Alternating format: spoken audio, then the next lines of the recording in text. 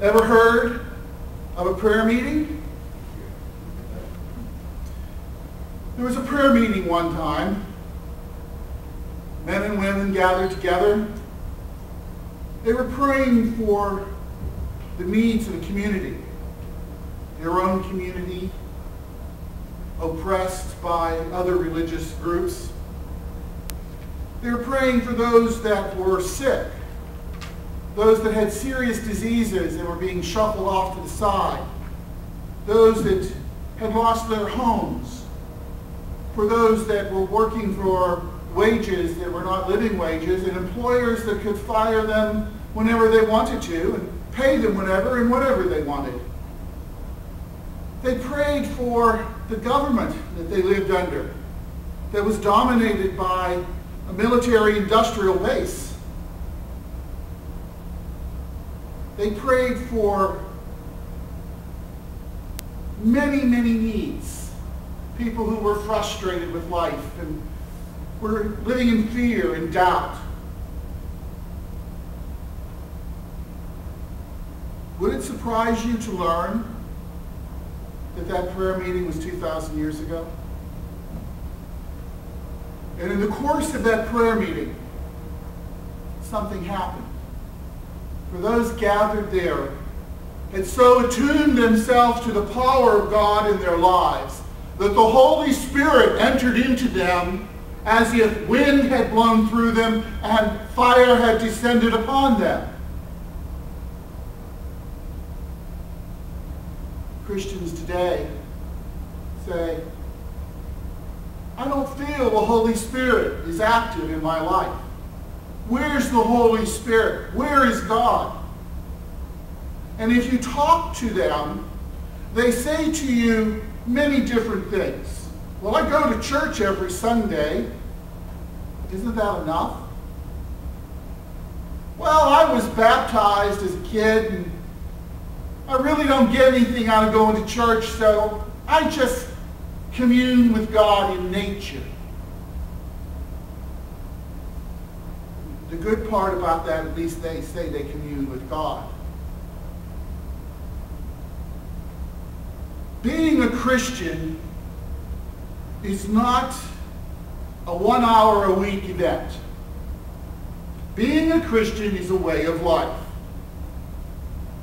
And if we want to experience the power of the Holy Spirit, then we have to experience a relationship with God, Father, Son, and Spirit. In human relations, when we're preparing someone for marriage, a couple for marriage, we say to them that you need to invest in each other. Not just time, but really investing in getting to know your partner, their thoughts, their needs, their desires, their goals. And in that relationship, as you take and you give, and you give and you take, you build up a closer bond between yourselves. That is how it is supposed to be with you and with me and our God.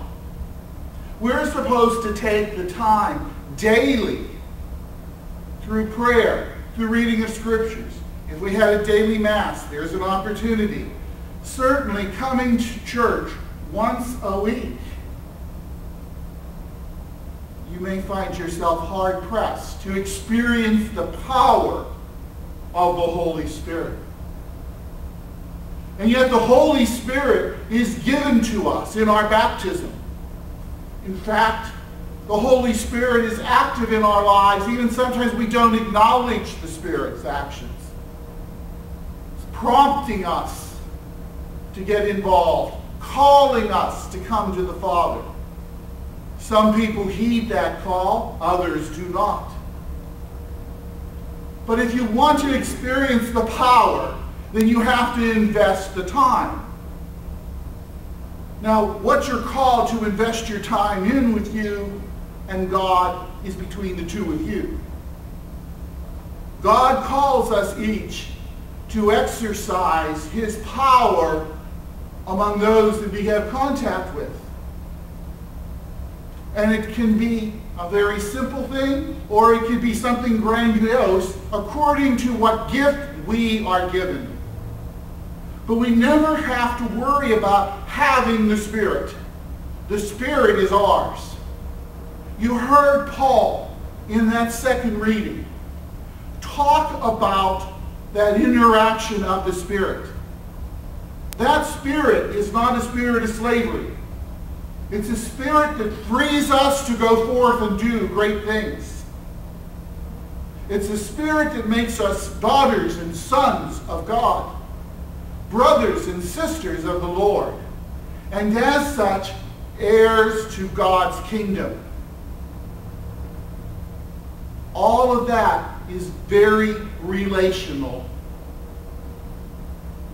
So on this feast of Pentecost, as you enter into the prayerful parts of this Mass, I encourage you to take them and open yourself to the power coming from them.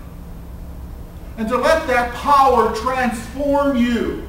Let that power set you on fire. So that when you go from this place today, you take not just a bulletin or some thoughts about a homily, but that you take the fire and the power of God to all that you encounter in the world.